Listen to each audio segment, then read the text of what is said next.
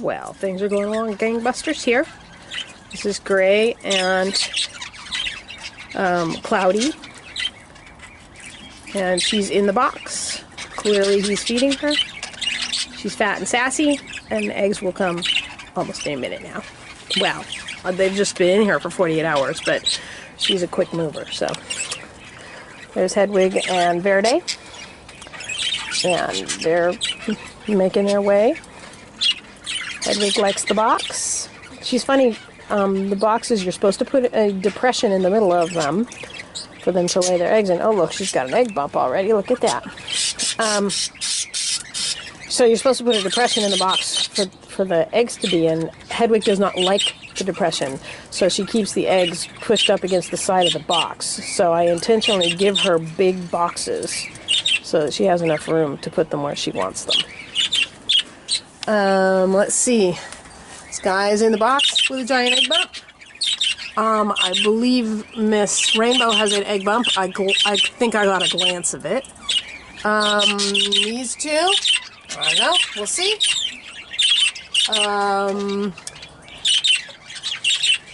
Giant egg bump on Matilda any minute now for that egg. And here's the happy news. This is Bubba, who's sitting in here alone because Gidget is sitting on an egg. Yahoo! Now, this is the beginning of my lacewing line.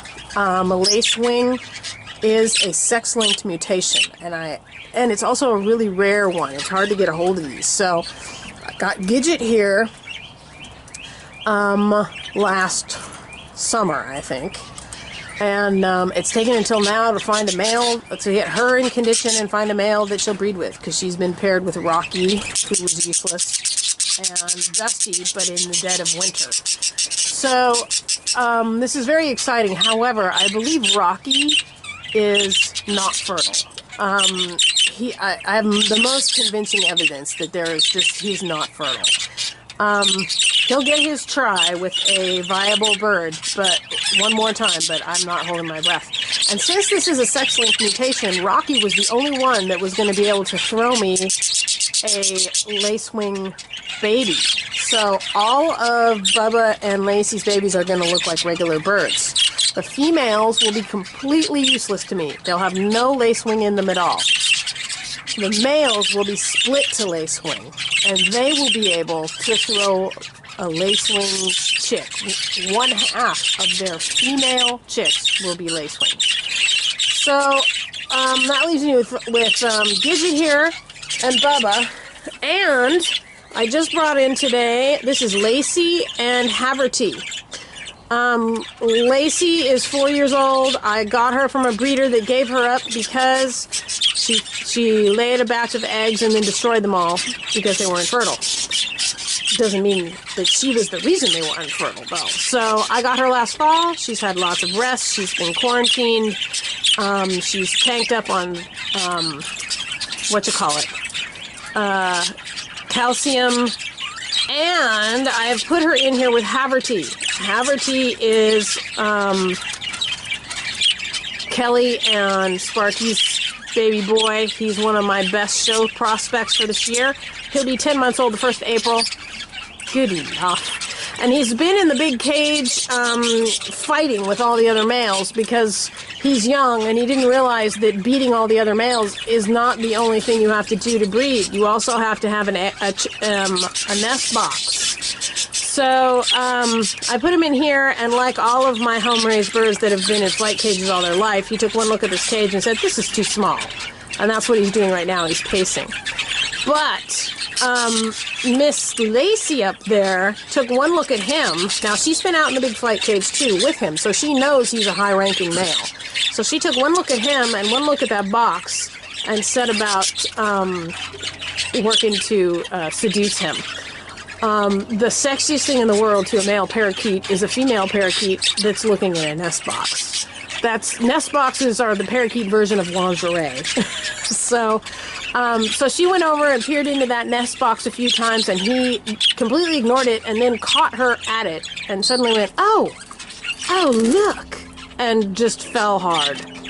So between looking for ways out of the little cage, he makes moves on her and then goes back to looking for ways out of the cage. But he's already just, you know, in love, and she's now playing hard to get. But I'm sure these two will go along just fine. If she is fertile, this will be the situation where she gets to lay some eggs and hatch some babies. I'm giving her the best opportunity. It's spring. She's got a high-ranking, highly fertile male. She's got a box. She's in good health. If it's going to happen, this is it.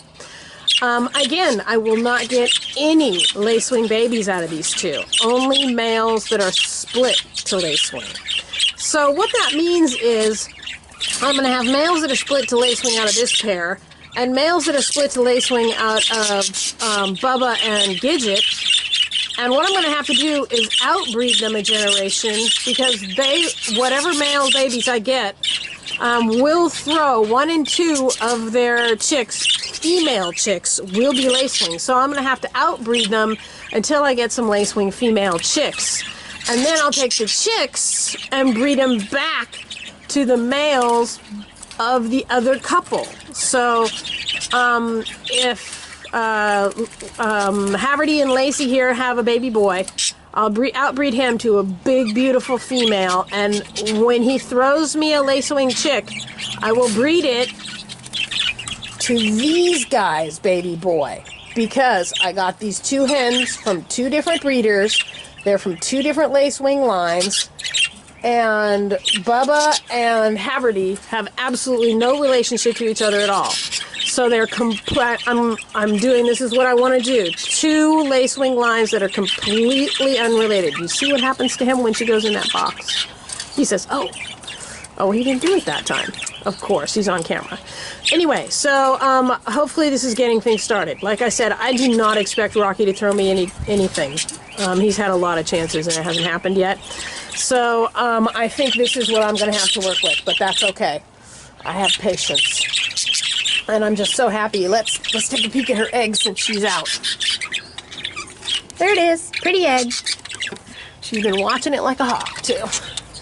Okay, so that's actually really good news. Oh, my goodness, look at him. He's masturbating on the bars.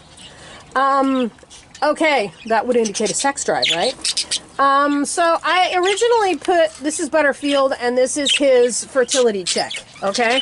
I originally put him in here with Marine, but Marine rejected him instantly, tried to attack him, and it occurred to me that I can use Marine for a completely different breeding project because she's a normal bird.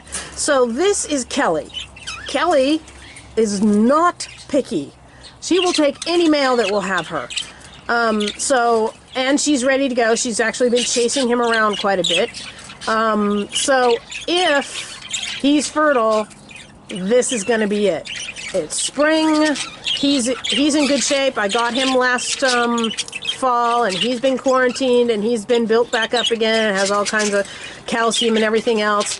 And this is a hen that's ready and raring to go. So with any luck at all, like I said, if he's going to show me some fertility, this is going to be it. Let's see. Here's the news. I believe it's the 19th right now. The 21st. Hunter and McLeod and Hardy and Racine are both due to hatch their first eggs. So that's Wednesday. What's interesting is McLeod has 4 solid-looking eggs now, which could mean, because one of them was not solid the whole time she was incubating eggs, and then I added the one from,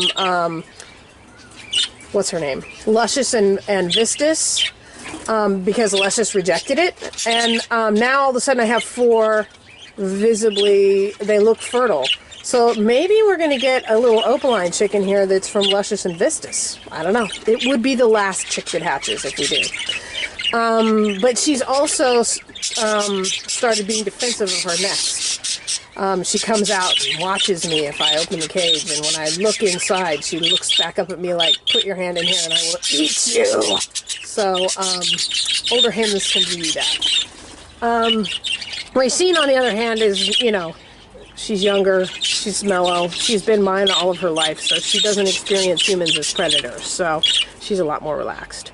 But anyway, so exciting. We may get some new chicks out here pretty darn quick. My lacewing line may be on its way, finally, after trying and trying. I've paired these hens with several different males and nothing has happened, but I got an egg and I got love. I'll take it. Okay, that's about it.